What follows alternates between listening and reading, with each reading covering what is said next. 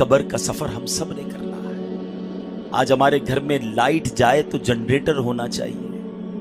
پنکھا چلنے کے لیے یو پی ایس ہونا چاہیے۔ گرمی میں بغیر لائٹ کے جس کو نیند نہ آتی ہو، نرم تکیا نہ ہو تو نیند نہ آتی ہو، نرم بستر نہ ہو تو جسے نیند نہ آتی ہو، جس کے کمرے میں اگر اندھیرے میں کوئی چھوٹا سا کیڑا آ جائے، کوئی چوہا آ جائے، چھپکلی آ جائے تو جس کی چیخ نکل جاتی ہو، جس کو اکیلے کمرے میں اندھیرے میں ڈر لگتا ہو۔ ہم جیسا کمزور انسان جب قبر میں جائے گا تو سوچو، وہاں اگر اللہ نہ کرے جہنم کی آگ بھڑکا دی گئی، وہاں اگر اللہ نہ کرے سانپ اور بچھو آ گئے، ادھر تو میرے اور آپ کے جسم پر کوئی کیڑا آئے تو فوراً ہٹا دیتے ہیں۔ اس وقت تو کیڑے ہوں گے تو بھی بندہ نہیں ہٹا سکے گا، وہ دیکھ رہا ہوگا کہ میرے جسم پر کیڑے رینگ رہے ہیں، مگر یہ طاقت نہیں ہوگی کہ اپنے آپ سے اسے دور کر سکے۔ اے میرے پیارے اسلامی بھائیوں اور مدنی چینل کے ناظرین، آپ کا کبھی نہ کبھی تو قبرستان جانے کا اتفاق ہوا ہوگا نا۔ یہ جو قبریں اوپر سے ساری ایک جیسی دکھائی دیتی ہیں، اندر سے ایک جیسی نہیں ہوتی ہیں۔ دنیا میں اگر آپ کسی ایک کالونی میں جائیں، غریبوں کی آبادی میں جائیں تو مکان دیکھ کر پتہ چل جاتا ہے غریب رہتے ہیں ادھر۔ امیر کے علاقے میں جائیں تو کوٹھیاں دیکھ کر سمجھ آ جاتا ہے کہ ان کوٹھیوں میں امیر اور سکون سے رہنے والے رہ رہے ہیں، مگر قبروں کو دیکھ کر پتہ نہیں چلتا۔ دکھتی ساری ایک جیسی ہیں مگر ہر قبر کی داستان جدا ہے۔ کوئی تو قبر میں جنت کی نعمتیں لوٹ رہا ہے، کوئی تو قبر میں جلوائے مصطفیٰ میں گم ہے، کسی کی قبر میں تو جنت کی کھڑکی کھلی ہوئی ہے، کوئی تو اپنی قبر میں نم کا نومت العروس کے مزے لوٹ رہا ہے، کسی کو تو قبر ایسے دبا رہی ہے جیسے ماں گود میں اپنے بچے کو پیار سے دباتی ہے۔ مگر اسی قبرستان میں کوئی قبر ایسی بھی ہوتی ہے پیارے اسلامی بھائیوں، جس میں سانپ اور بچھو اس قبر والے کو عذاب دے رہے ہوتے ہیں۔ میرے آقا نے اس طرح انگلیاں کر کے بتایا، عذاب کی ایک صورت سرور کائنات علیہ الصلوۃ والسلام نے اس طرح کر کے بتائی کہ بے نمازی کو قبر ایسے دبائے گی کہ جیسے پسلیاں ٹوٹ پھوٹ کر ایک دوسرے میں پیوست ہو جائیں گی۔ کسی کو قبر نے چکنا چور کر دیا ہوتا ہے، کسی کی قبر میں جہنم کی کھڑکی کھلی ہوتی ہے، اسی قبرستان میں کسی قبر میں آگ بھڑک رہی ہوتی ہے۔ اشجع الاقرا، حدیث میں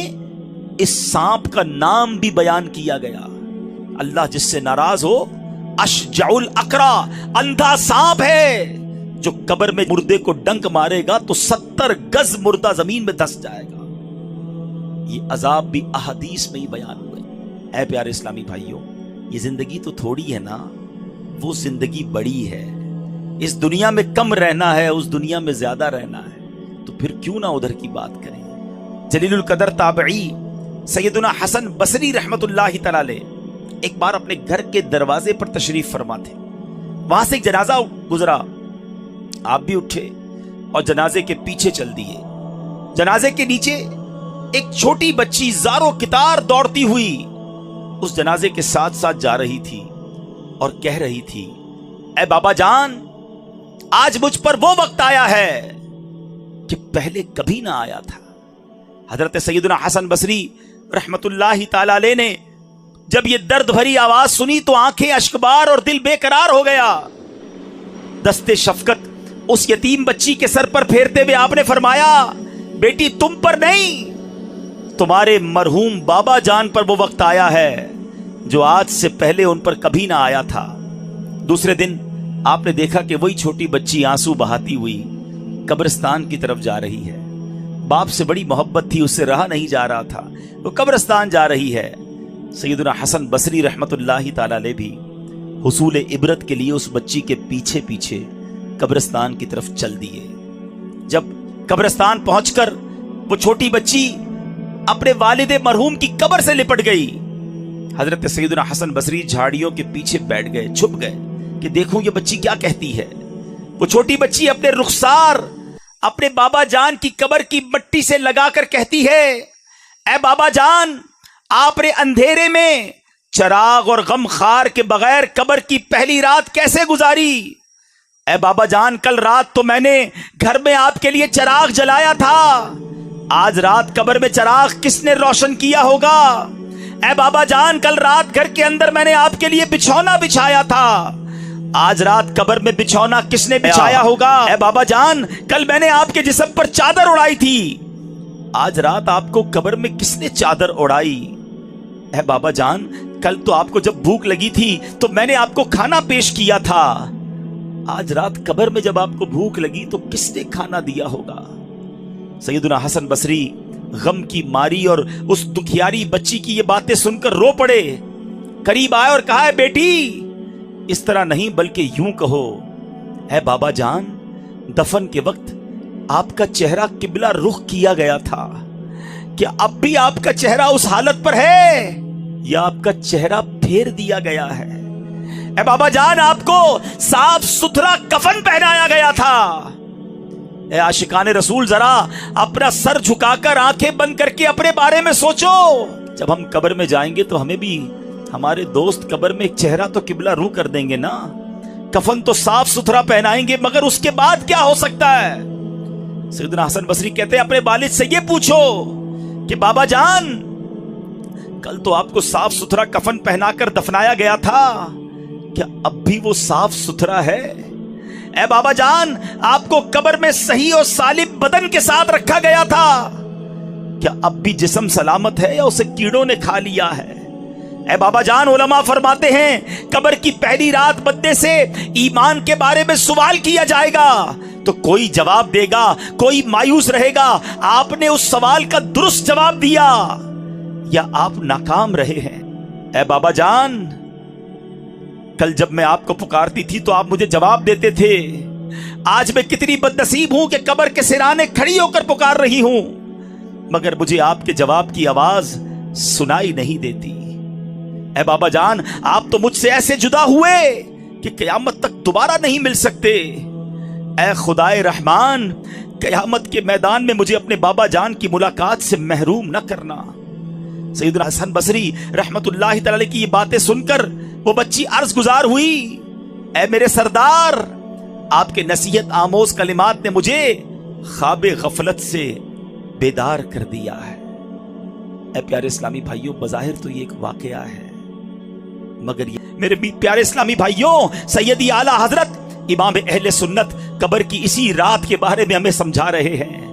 ارے یہ بھیڑیوں کا بن ہے، شام آ گئی سر پر، کہاں سویا ہے مسافر، ہائے کتنا لا ابالی ہے، اندھیرا گھر اکیلی جان، اندھیرا گھر اکیلی جان،